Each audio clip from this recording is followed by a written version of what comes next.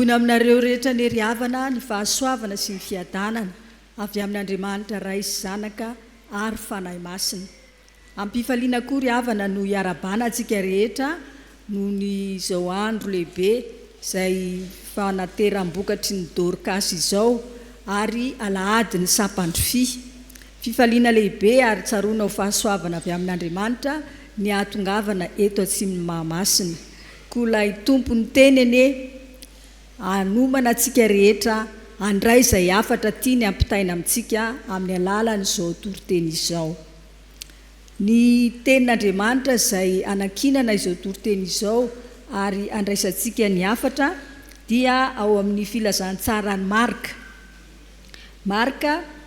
1:1 ka ny 7:17.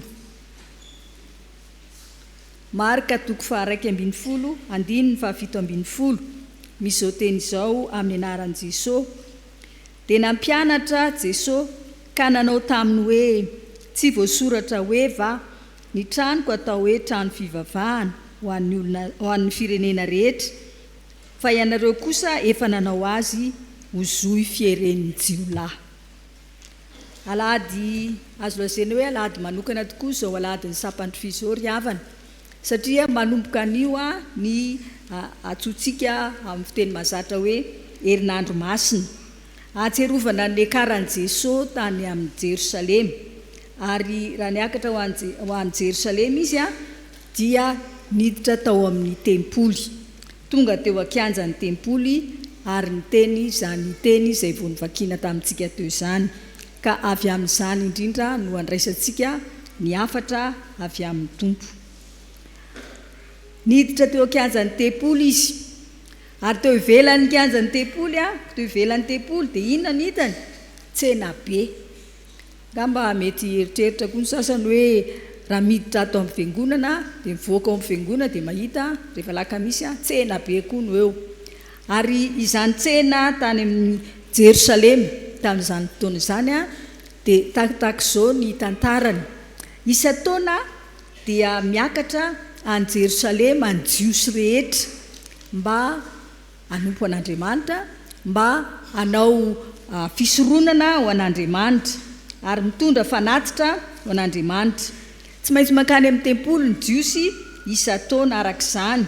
hivavaka hanatitra fanatitra. Ka ny fanatitra tamin'izany dia zanak'ondry na zanak'osy tsy misy kilemy, ary ho an'izay tsy afaka mividy izany, tsy mahatakatra an'izany noho ny fahantrany dia voromailala no atolotra ho fanatitra ho an'Andriamanitra. Ary ny helipatrana tany amin'ny toerana samihafa moa ny jiosy, ka noho izany dia indraindray avilavitra tokoa no iaingany mba handeha ho an'i Jerosalema. Dia tsy afaka hitondra n'izany zanak'ondry na zanak'osy izany, fa tonga ao amin'ny tempoly, tonga ao Jerosalema izay vao mividy izany, satria manahirana ny tondra biby velona avy any lavitra any. Dia nisy ireo mpivarotra biby fanao fanatitra, nisy koa anefa ireo olona izay mpanakalo vola,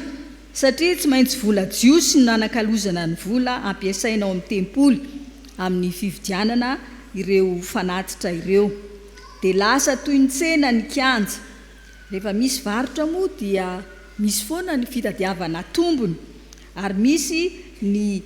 mitombo dia mitombo ny olona izay te hivarotra satria toa mahazo tombony ao amin'izany fivarotana izany, satria be dia be ny olona rehetra dia tsy tonga foana, tsy misy ninona fa tsy maintsy mitondra fanatitra. Noho izany dia nitombo hatrany ireo olona izay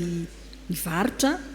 ary torak'izany koa nitombo ny olona izay nanakalo vola vahiny izay tsy azo ampiasaina ao amin'ny fanompoam-pivavahana, dia atakalo vola jiosy. Ka tahaka ny zava-misy eo amin'ny fanakalozam-bola tahaka izany dia misy ireo fitadiavana tombony hatrany, ary fanatanterahana hanao zavatra mihoatra noho ny tokony ho atao azy indraindray na matetika, tahaka n'ireny fanakalozam-bola amin'ny varotra maizina fahitantsika ireny. Eny fa na dia any amin'ny banky ary any amin'ny bureau de change dia misy foana ny hoe izay mividy vola dia vola vahiny dia tsy maintsy lafo zany, izay mivarotra kosa dia mora izany, ka misy fifanakalozana, misy fitadiavam-bola ary indraindray dia mety ho tafahoatra mihitsy aza izany, dia lasa kotabataba resaka samihafa izay natao tamin'izany, misy fivezivezena, misy fiarikarena ho an'ireo mpivarotra sy mpanakalo vola ary manodidina ny tempoly dia tena nanjary sarona ny asin'ny tempoly, afaka tamin'ny zavatra izay nikendrena azy tamin'ny voalohany ny tempoly koa noho izany korotana tabataba sy fivezivezena vokatry ny mpivarotra sy ny mpividy ny latabatry ny mpivarotra dia voaterina mpifindrafindra angambany tamin'ny fotoana sasany nahita izany Jesosy dia tezitra Jesosy ary voalaza eo amin'ny andininy izay nivakiana tamintsika teo ny andininy 5:20 sy 6:40 fa nandroka izay mivarotra izay mividy teo kianjan'ny tempoly izy, nanjera ny latabatry ny mpanakalo vola sy ny fipetrahan'ny mpivarotra voromalala izy ary tsy navela nisy olona amaky ny kianjan'ny tempoly hivezivezy amin'ireo fitaovana samihafa izay nanatanterahana zany zavatra nandeha dia nandeha teo akianjan'ny tempoly izany, ka izany nahatonga azy miteny hoe tsy voasoratra hoe ny tranoko atao hoe trano fivavahana ho an'ny firenena rehetra. Isaia 40:7 misy zany, fa ianareo kosa efa nanao azy ho zohy fieren'ny jiolahy, izay hita any amin'ny Jeremia 7:1-2:10 koa afatra rory havana nomenantsika avy amin'izany Marka 1:2 izany. Voalohany ny tranon'Andriamanitra tempoly tamin'izany fotoana izany,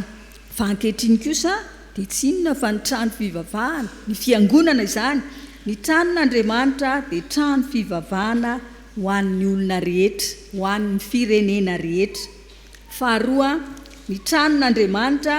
dia tsy zohy fiaren'ny jiolahy sanatry ny vava. Tranon'Andriamanitra dia trano fivavahana ho an'ny olona rehetra, ho an'ny firenena rehetra. Zany no antom-pisian'ny fiangonana hatrany am-boalohany, ary mandraka ankehitriny dia izany koa no ampahatsiaroviny tenin'Andriamanitra antsika, trano natao hivavahana amin'Andriamanitra. Ary ny Andriamanitra hivavahana amin'izany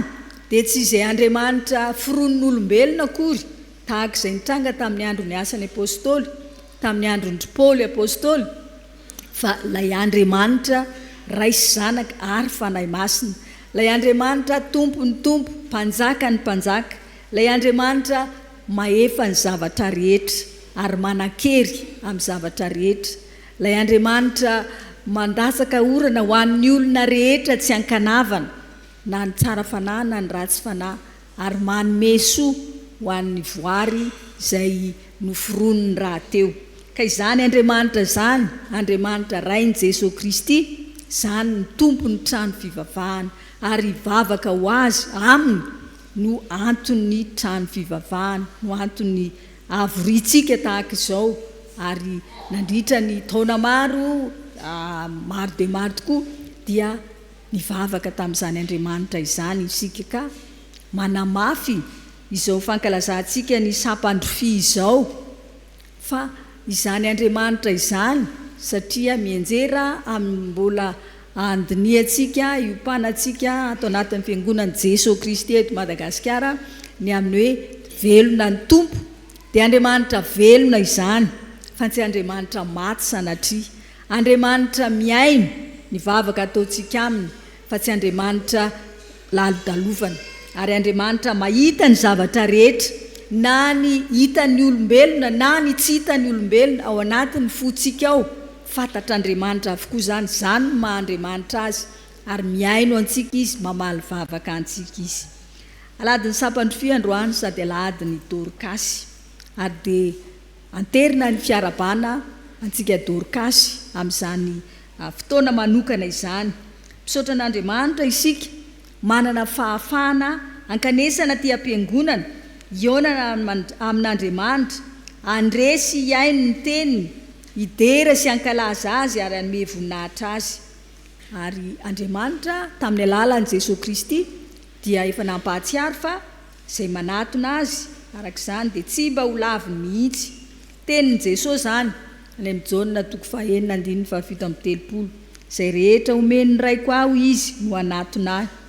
ary izay manatona ahy dia tsy mba ho laviko mihitsy. Koa mifalia ianao, mifalia isika tsirairay avy, tonga ty ampiangonana ankehitriny, tonga ty isika dia aty an-tranon'Andriamanitra izany. Ary mihoatra lavitra noho ny fifalian'ny tapaka sy namana tonga mamangy antsika any an-tokantranontsika any, mihoatra lavitra noho izany no fifalian'Andriamanitra ary tokony ho fifaliantsika raha teo koa raha tonga ty an-tranon'Andriamanitra isika. Ary amin'izany fahatongavantsika ty an-tranon'Andriamanitra izany dia tsy hoe hifampijerijery fotsiny, tsy hoe anao izay zavatra eritreretintsika atao. Misy olona tonga ty an-tranon'Andriamanitra ry havana dia tena hoe mba iona mianina ranona na iranona, tsy izany no zava-dehibe. Tsy mampaninona izany, tsy dia hoe ratsy akory izany, kanefa kosa ny tena antony diantsika ary efa fantatsika raha teo izany dia ny iaona amin'Andriamanitra, iaino izay ambaran'Andriamanitra ary anatanteraka izay sitrapon'Andriamanitra arak'izany zavatra ambarana izany. Velona ny tompontsika, mamaly vavaka izy, malala izay hevitra heverana antsika tsirairay avy izy ary hevitra mitondra fiadanana izany. Ary amin'izao karema izao izay mbola ao anatin'ny fotoana fibebahana isika, rehefa velona ny tompoka miteny amintsika mampatsiaro antsika ny sitrapony dia mbola fotoana izao azahoantsika mandiny tena ary azahoantsika mibebaka, azahoantsika mitondra ny enta-mavesatra eo aminy, azahoantsika manaiky ny fitiavana ary azahoantsika azoto hifandray amin'Andriamanitra aty amin'ny fiangonana sy amin'ny fotoana rehetra izay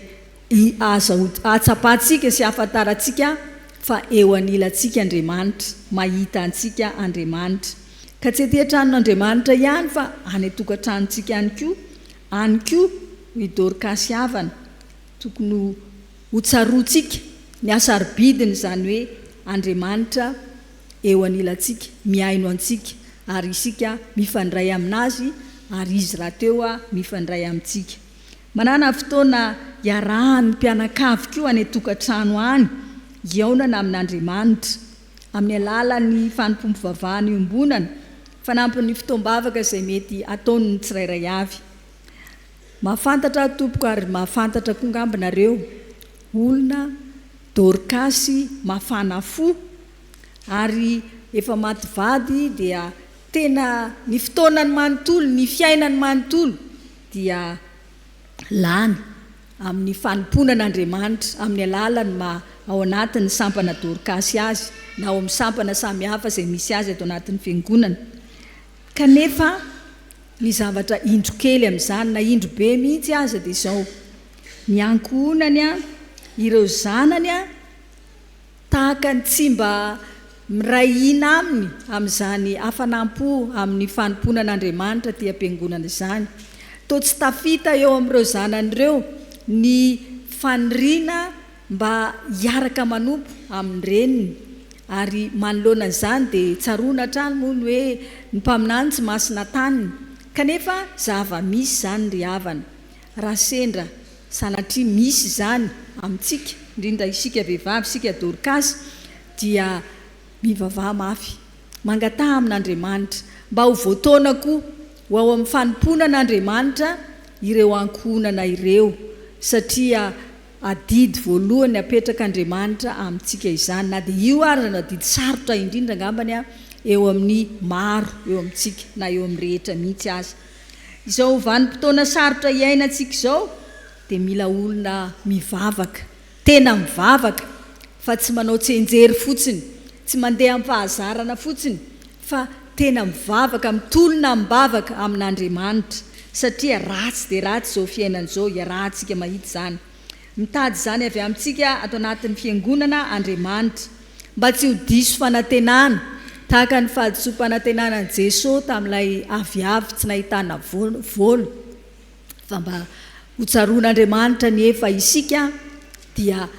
manatanteraka izany fanompona izany ary mahavita izany manomboka ao Jerosalema hatrany Jodia Samaria ary hatrany amin'ny farantany hoy Jesosy raha naniraka ny mpianana izy dia mba ho tanteraka amintsika koa ane izany ka tafita amin'ireo manodidina antsika isika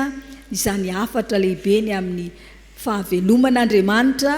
te hamonjy izao tontolo izao ary hamonjy ny ankonantsika voalohany indrindra. Mamperitreritra sy mampatahotra mantsy ny hafatra izay raketiny ato amin'ny teny izay noraisintsika teo, lay hafatra faharoa izany dia hoe ny tranon'Andriamanitra teto Juify eren'ny jiolahy akory sanatria. Tany amin'ny tempoly tany Jerosalema tamin'ny nahatongavan'i Jesosy tamin'ny sapany fivoalohany iny dia filazana tsy miambahamba ny zava-nisy tamin'ny fahatezerana sy ny alahelo nataon'i Jesosy raha nyteny izy hoe ianareo kosa manao ny tranoko ho Juify eren'ny jiolahy. Tezitra ny tompo fa novan'ny olona ho antom-pisiny ny tempoly ny fitadiavam-bola, ny fitadiavana tombony, ny fanambakana mihitsy azy. Rehefa misy an'izany varotra izany dia misy indraindray ary na matetika ary dia misy an'izany dia ny fanambakana mba ahazahoana vola bebe kokoa satria vola ny ozatry ny raharaha rehetra, manao afera, manao bizina, atao daholo izao fomba fiteny rehetrarehetra izao mba hanamevanana ny faharatsiany ilay zavatra atao. Ka eto Jesosy raha miteny hoe Juify eren'ny jiolahy ary ny mpaminany raha teo efa niteny an'izany talohany dia tsy jiolahy avy namaky trano na avy nanendaka na namono olona akory ny teo an-kianjan'ny tempoly fa olona zatra mifanerasera amin'ny kianjan'ny tempoly, olona mety mpivavaka izay nanararoatra tamin'ny fivarotana biby atao fanatitra sy tamin'ny fanakalozam-bola fanararotana azona tombony dia rehefa avy eo makao am-piangonana ary manoloana an'izany ry havana dia tezitra Jesosy, nahatezitra azy izany ary mbola mahatezitra azy mandraka ankehitriny raha sanatry ny vava ka mbola misy ny toe-javatra mitovitovy amin'izany amin'izao androntsika izao. Raha tsorina ry havana mahatonga izao fantrana fahasairanana be dehibe izao dia ao anatin'ilay resaka vola ihany, ilay vola izay fototry ny zavatra rehetra kanefa manjary Andriamanitra ivavahany sasany mihitsy azy ary manoloana an'izany dia tsy ilaozany zavatra tsy mety be dehibe mifanohitra amin'ny sitrapon'Andriamanitra manodidina ny vola izany. Zava-misy ankehitriny moa dia izao tahaka ny mitady rona amin'ny fanaovanao zava-dehibe ny fitadiavam-bola ny olona na dia ny olom-pivavahana azy na dia isika ato anatin'ny fiangonana azy dia alaim-panahy indraindray manao zava-dehibe ny fitadiavam-bola. Misy tia apiditra tia ampiangonana mihitsy azy ny vola maloto amin'ny fomba miafina, miolaka ary toa tahaka tsy maninona kanefa rehefa zoina ny tena fiandohany izany dia zavatra tsy madio, zavatra tsy mifanaraka amin'ny sitrapon'Andriamanitra, miainga amin'ny fanambakana, ny kolokolo sy ny zavatra rehetra tsy mety manodidina izany. Indraindray dia misy ny mpanompon'Andriamanitra sasany izay mitaona ny fiangonana azy ampiasa ny fomba n'izao tontolo izao ho fahazom-bola hanaovana ny asan'Andriamanitra kanefa izany mihitsy no mampanjary ho Juify eren'ny jiolahy ny tranon'Andriamanitra raha tsy tonga saina ny kristianina ka mandaa izany ankitsirano. Mbola marina dia marina ry havana, mbola marina dia marina mandraka ankehitriny sy ho mandrakizay lay ambara ny tenin'Andriamanitra voambaran'ny apôstôly Paoly any amin'ny Timoty voalohany toko 4:9-10 amin'ny anaran'i Jesosy, ny fitiavam-bola ny fototry ny ratsy rehetra, koa ny sasany izay fatra-pitady izany dia efa voavily miala tamin'ny finoana ka nanindrona ny tenany tamin'ny alahelo be. Tsy toerana fitadiavam-bola ny fiangonana fa ilay fahasoavan'Andriamanitra no tian'Andriamanitra mba hitobaka amintsika ary ho raisitsika ary ankasitrahantsika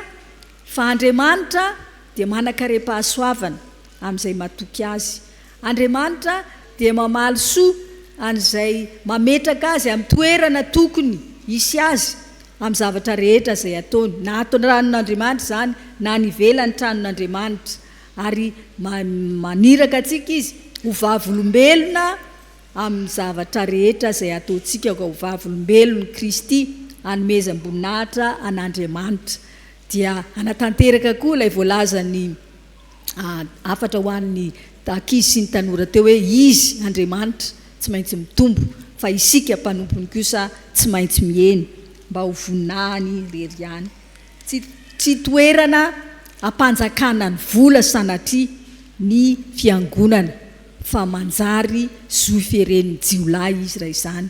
Misy olona tena mpivavaka be mihitsy raha ny zavatra hita, kanefa ny ao ambadibadika ao misy zavatra tsy mazava, dia izany nosoloina indrindra. Amin'izao karem'izao ry havana, izao karem'izao no fotoana fandinian-tena ho an'izay mety ho voan'izany, mba handraisana fanapahan-kevitra entitra mba ho sahy hibebaka ka hiala amin'izany. Tsarovy ny niantsony Jesosy any Zakaiosy dia anisan'ireo izay tia volabe, naka volabe mihoatra noho izay tokony alaina tena, satria mpamory hetra izy tamin'izany, ary ny mpamory hetra rehetra tamin'ny andron'i Jesosy dia tafiditra anatin'ny kitapon'ireo olona izay tsy azo itokisana amin'ny resaka vola, izay manararoatra amin'ny fomba rehetra. Kanefa Jesosy Kristy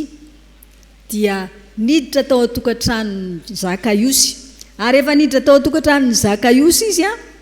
dia niova tanteraka i Zakaiosy, ary afaka ny teny ara Jesosy anio ny tonga eto amin'ny tokantrano ity ny famonjeny. Ry havana, mbola men'Andriamanitra fotoana isika, mbola mialanenina amintsika tsirairay avy Andriamanitra,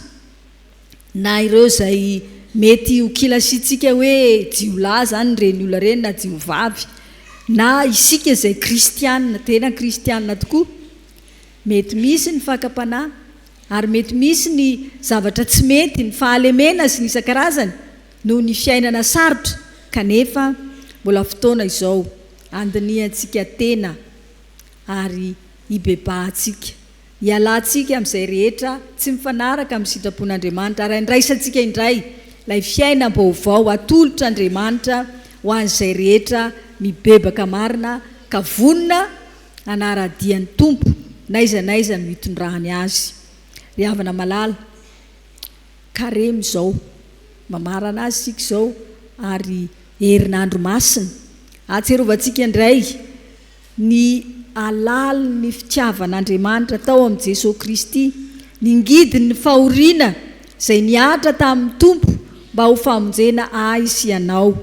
ary fotoana koa omeny ny tompo atsika mba ahazahoantsika manomboka vaovao indray eo amin'ny fanompoana azy, manavao ny fanoloran-tenantsika ho azy, ary anatanterahantsika kosa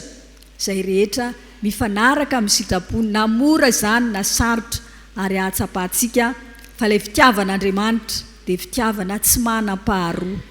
Ny zanany lahatokana no nomeny mba tsy ho very izay rehetra mino azy fa hanana fiainana mandrakizay. Ny fiainana mandrakizay no andrandrayntsika, satria izany no efa nomeny maimaimpona tamin'ny hahafatesany teo aminazy fijaliana ka nandatsahany rany. Ny anjarantsika dia mandray izany, ary andray izany ampinoana sy ampahatokinana isika, fa tsy ny mahampanota-tsika no zava-dehibe, fa ilay fanolorantsika tena ho azy mba ho tena ho raisiny tokoa isika, ary andray izany fiainana mandrakizay izany dieny etỳ an-tany. Dia izy Andriamanitra ray zanaka ary fanahy masina no hanampy atsika amin'izay fanapahan-kevitra tsara miaraka aminy amin'izao alahady ny sapandry fy sy amin'izao herinandro masina izay manomboka izao, ka ahitantsika fiadanam-po eo amin'izay rehetra ataontsika sy hiarahantsika amin'Andriamanitra. Ho azy ny voninahitra ho amintsika ny fahasoavany. Ny afatra nambara tamintsika teo ry havana dia tranon'Andriamanitra dia trano fivavahana, ary ny tranon'Andriamanitra dia tsy zohy fieren'ny jiolahy fa tranon'Andriamanitra amin'ny lafiny rehetra, ary amin'izany koa dia isika ato anatin'ny tranon'Andriamanitra dia oka tsy ho sanatria ho anisan'izay tafavoaka amin'izany tranon'Andriamanitra izany isika ka mahita raha miloza eo amin'izay rehetra ataontsika raha sanatry ny vava ka tsy manaja izany tenin'Andriamanitra izany. Ho azy ny voninahitra ho amintsika ny fahasoavany. Amen.